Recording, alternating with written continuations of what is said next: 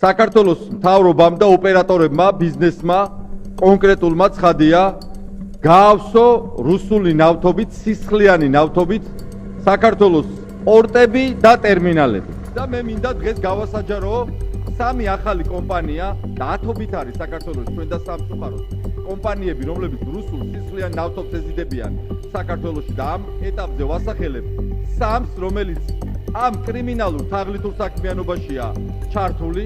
ეს არის პირველი ვისოლ ჯგუფი, გულისხმობს სოსო ფხაკაძეს, მეორე კომპანია ეს არის არაგვი იპექსი, მესამე ცხადია ლუკოილი, რომელიც სხვადასხვა თაღლითური გზებით დაატარებს საქართველოში სანქცირებულ ნავთობპროდუქტებს. ყველა გვაქვს ხელს და დამუშავებული გვაქვს ინფორმაცია. ის რაც დაემართა პეტროკას და ბატონ იაკობაშვილს, იგივე მოუწევს ფხაკაძესაც, იგივე მოუწევს არაგვი იპექსის ხელმძღვანელობასაც, გულისხმობს მამაშვილ კაკაბაძეებს, იგივე მოუწევს ლუკოილსაც და იგივე მოუწევს სხვა ათობით კომპანიას. შეერთებული შტატების მიერ ახლა უკვე ლუკოილის და როსნეფტიც სანქცირებული. ამერიკის სანქციები მუშაობს შემდეგნაირად.